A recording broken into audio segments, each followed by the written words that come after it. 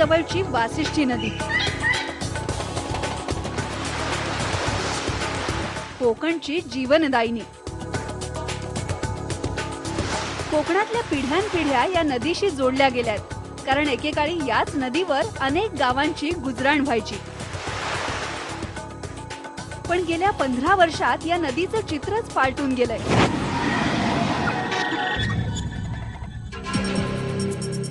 नदीमध्ये अनिर्बंधपणे प्रदूषित पाणी सोडलं जातंय।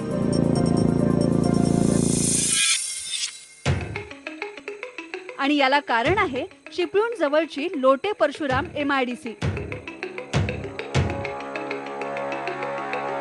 या MIDCतले 80% कारखाने रासायनिक आहेत आणि या कारखान्यांमधून सोडल्या जाणाऱ्या प्रदूषित रसायनांचा फटका नदीला बसलाय।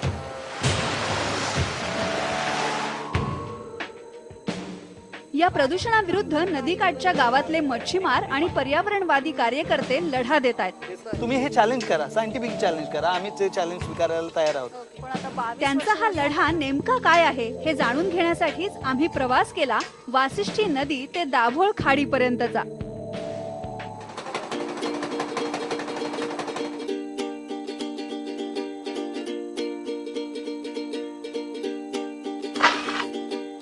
आमच्या बरोबर होते चिपळूणच्या परिवर्तन संस्थेचे अशोक कदम आणि मच्छीमार संघटनेचे नेते सुरेश जाधव।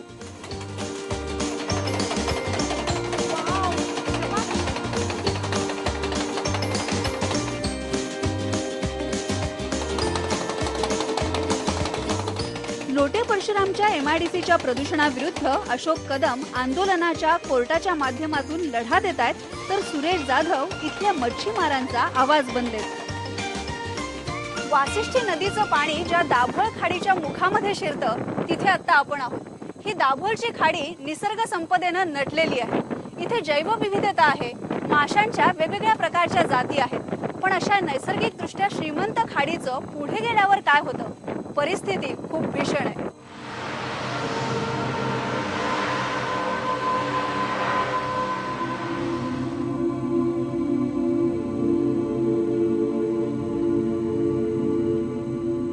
या नदीच्या काठी माडांची आणि तिवरांची बनं आहेत।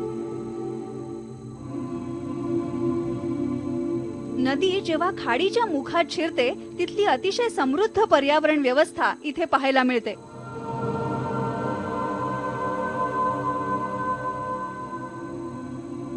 त्यातच कोयनेच्या जलविद्युत केंद्रातून सोडलेल्या पाण्यामुळे इथे ही नदी जास्त प्रवाही बनलीये। पण जसं जसं करंबवणे गावाच्या दिशेनं जावं तसा तसा नदीच्या पाण्याचा रंग पालटायला लागतो। इथेच वासिष्ठी नदीला खेडची जगबुडी नदी येऊन मिळते आणि या संगमावरच लोटे परशुराम MIDCच्या प्रदूषित पाण्याची ही पाईपलाईन सोडण्यात आली।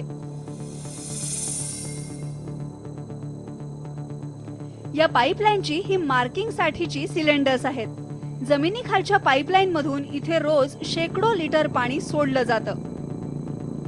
जगबुडी नदी आणि वासिष्ठी नदीच्या संगमावर हे सगळं काळवंडलेलं पाणी इथे आपल्याला बघायला मिळतंय। हे सगळं पाणी जे आहे हे लोटे परशुरामच्या MIDC मधून इथे रोज आणून सोडलं जातं। रसायनांनी भरलेलं हे सगळं प्रदूषित पाणी आहे आणि त्यामुळे दाभोळच्या खाडीच्या मुखाशीच ही खाडी प्रदूषित झालीये। खाडीतले सगळे मासे मरून गेले।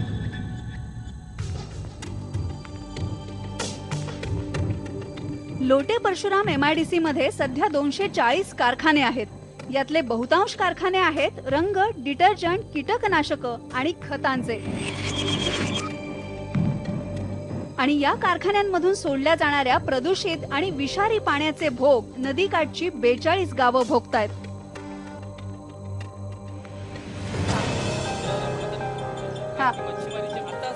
मच्छीमार संघटनेचे नेते सुरेश जाधव यांच्या बरोबर आम्ही वासिष्ठी नदीकाठच्या कोतिवली गावात गेलो तेव्हा या प्रदूषणाची तीव्रता आमच्या लक्षात आली। याआधी हे गाव पूर्णपणे मच्छीमारीवरच अवलंबून होतं। इथे मासेमारी करून हे मासे चिपळूणच्या बाजारपेठेपर्यंत नेऊन विकायचे, हाच त्यांचा एकमेव व्यवसाय होता। पण आता कोतिवलीच्या नदीमध्ये दिसतात त्या अशा या बोटावर मोजता येतील इतक्याच होड्या आणि मासे पकडण्याची खुंटीला टांगून ठेवलेली जाळी। ह्या MIDCने आमच्या भोई समाजाचा अक्षरशः घात केलेला आहे, आम्हाला भिकेला लावलेली आहे। आमची खाडीमध्ये आमची जी रोजीरोटी चालणे इतकी आम्हाला जे काय ईश्वराने किंवा निसर्गाने आम्हाला जी संपत्ती दिली होती मच्छीच्या रूपाने, ती संपूर्ण ह्या सांडपाण्याने आमची उद्ध्वस्त झालेली आहे। 1996 साली इथे प्रदूषणाचा पहिल्यांदा कहर झाला। नदीतल्या पाण्यावर मेलेल्या माशांचा अक्षरशः खच पडला होता। कारखान्याच्या विषारी पाण्यानं नदीचा जीव घेतला होता, कारण MIDCच्या कारखान्यांचं प्रदूषित पाणी कोणतीही प्रक्रिया न करता थेट या नदीत आणून सोडलं होतं। मच्छीमारांनी या विरोधात आवाज उठवला। ह्याच्या आधी आम्ही आमच्या वाडवडिलांनी हे मासेमारी केलेली आहे, अशा प्रकारची कृती कधीही आम्हाला बघायला मिळाली नव्हती आणि अशा तऱ्हेची मासे मृत्यू कधीही झालेली नव्हती। आणि ही जेव्हा MIDCचं जेव्हा सांडपाणी जेव्हा खाडीला मिळायला लागलं आणि मोठ्या प्रमाणात त्यांनी कारखानदार दुर्लक्षित वागायला लागले, म्हणजे शासनाच्या नियमाचं उल्लंघन करून ज्यावेळेला ते बेफिकीरपणे वागायला लागले, त्या तिथपासून हे खाडीमध्ये ती मासे मृत्यूची घटना घडत गेली। प्रदूषण थांबण्यासाठी आम्ही सगळे एकत्र अजून एका विचारत आहोत आणि शासन जोपर्यंत मच्छीमारांचा आवाज या लढ्यात विरून जात होता, पण परिवर्तन सारख्या पर्यावरणवादी संस्थांनी या प्रदूषणाच्या विरोधात कोर्टात लढा दिला आणि दुसऱ्या बाजूला ही जागा परत मागली। आणि तेव्हा कुठे 2005 मध्ये MIDC आणि महाराष्ट्र प्रदूषण नियंत्रण मंडळाला इथे या रसायनांवर प्रक्रिया करणारा कॉमन इफ्लुएंट ट्रीटमेंट प्लांट म्हणजे CETP बसवावा लागला।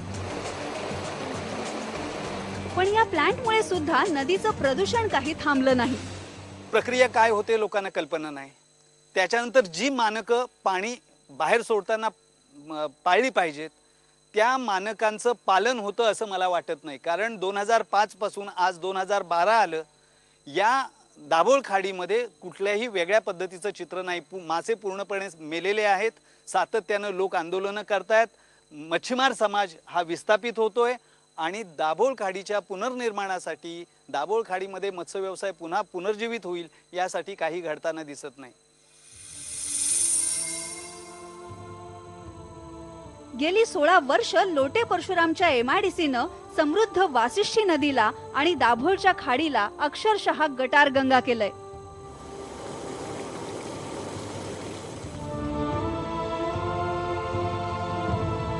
या नदीला एक मोकळा श्वास हवाय, पण कुणीही नदीची मच्छीमारांची हाक ऐकायला तयार नाही।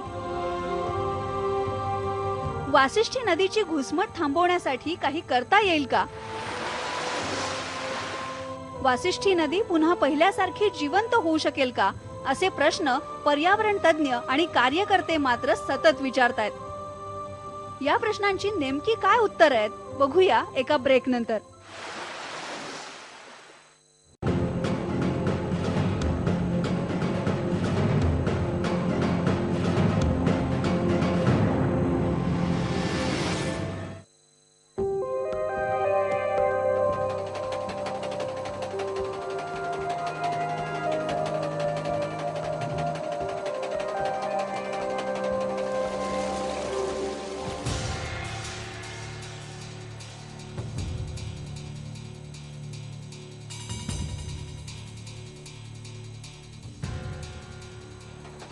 वासिष्ठी नदीतलं प्रदूषण कमी करण्यासाठी लोटे परशुरामच्या MIDC मध्ये कॉमन इफ्लुएंट ट्रीटमेंट प्लांट म्हणजे CETP बसवला गेला, पण या CETPच्या क्षमतेवर प्रश्नचिन्हच आहे।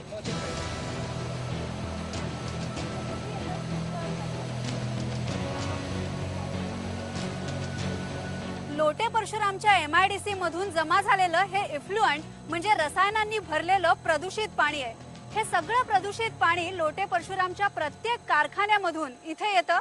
या प्लांट मध्ये त्यावर काही प्रक्रिया होते आणि नंतर हे पाणी पाईपलाईन मधून थेट दाभोळच्या खाडीत सोडण्यात येतं।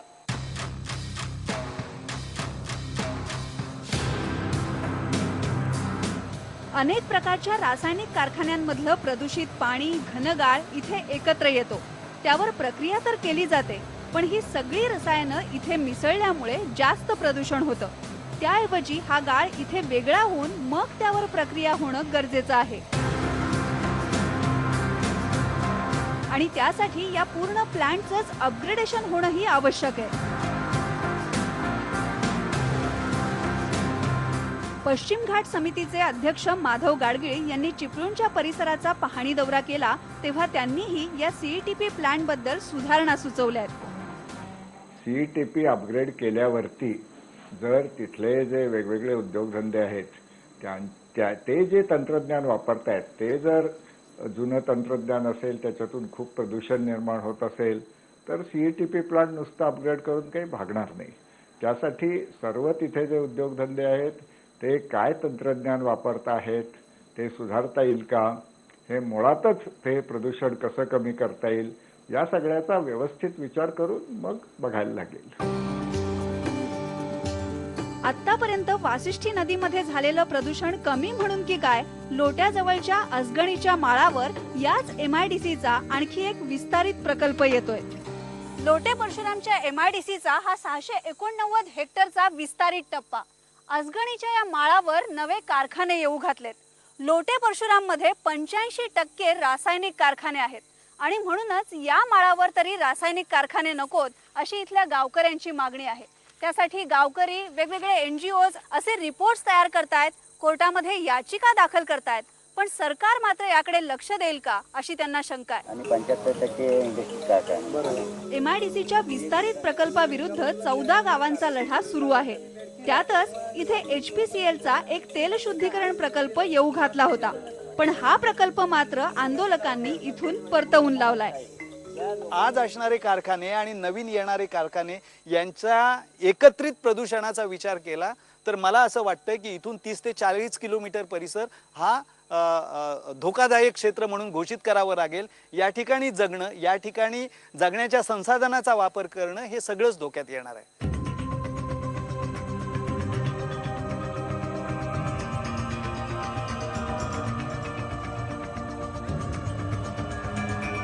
चिपळूण MIDCच्या प्रदूषणाचं हे दुष्टचक्र थांबवण्यासाठी आता महाराष्ट्र प्रदूषण नियंत्रण मंडळ काय भूमिका घेणार हाच या गावकऱ्यांचा सवाल आहे.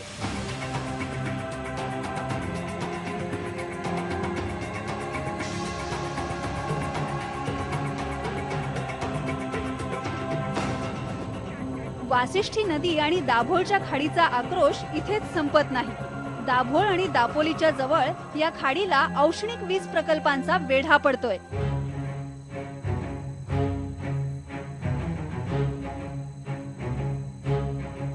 आणि त्याविरुद्ध सुरू आहे आणखी एक धगधगता लढा.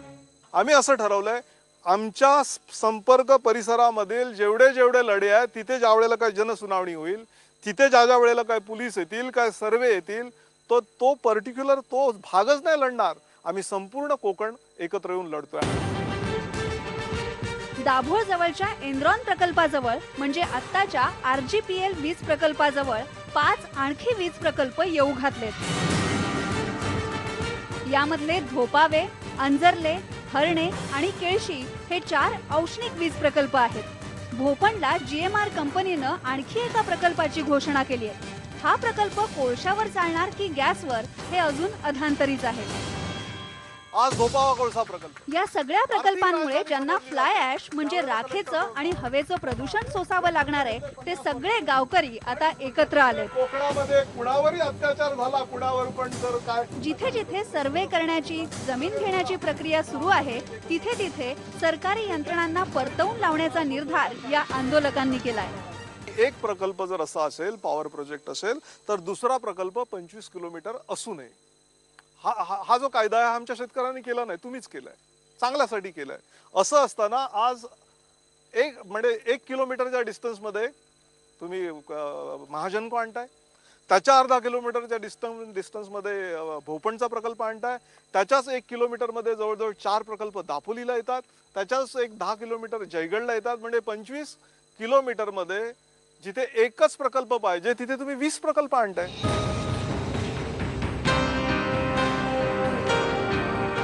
याआधी रत्नागिरीजवळ झालेल्या जयगडच्या जिंदाल औष्णिक प्रकल्पाचं उदाहरण अवघ्या कोकणासमोर आहे. इथल्या फ्लाय ॲशमुळे म्हणजे कोळसा जाळून तयार झालेल्या राखेमुळे हवा प्रदूषित झालीय. टर्बाईन्स थंड करण्यासाठीचं खारं पाणी विहिरीत मुरलंय आणि विहिरी निकाम्या झाल्यात.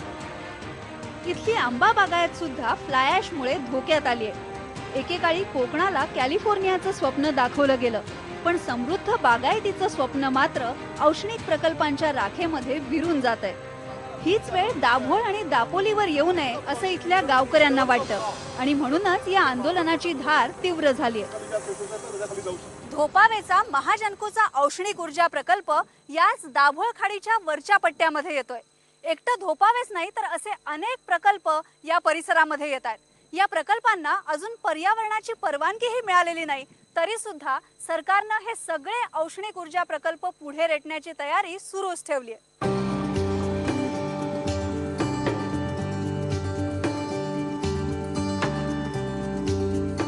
अशा प्रकल्पांना परवानगी देण्याआधी या प्रकल्पांचा कोकणाच्या पर्यावरणावर काय परिणाम होईल याचा एकत्रित अभ्यास व्हायला हवा असं पश्चिम घाट समितीचे अध्यक्ष माधव गाडगीळ पुन्हा पुन्हा सांगतायत.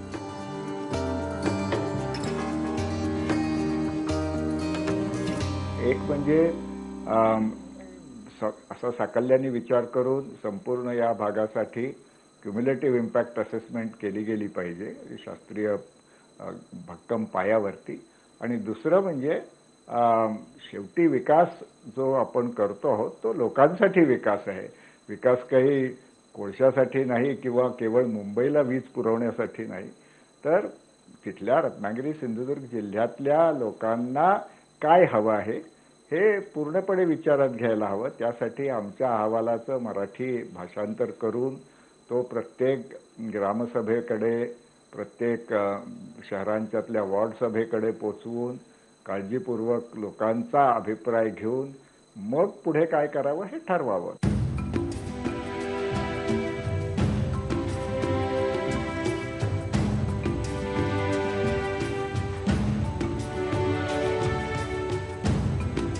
तज्ज्ञांची ही हाक, कोकणातल्या स्थानिकांचा पुकारा सरकारला मात्र ऐकू येत नाहीये.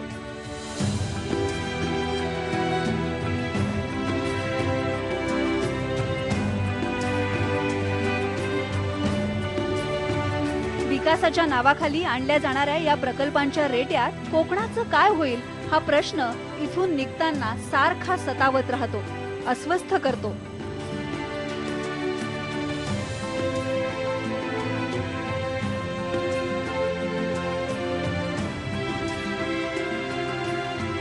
पुढच्या वर्षी इथे आलो तर कोकणचं हे वैभव पाहायला मिळेल का याची ही धास्ती वाटत राहते.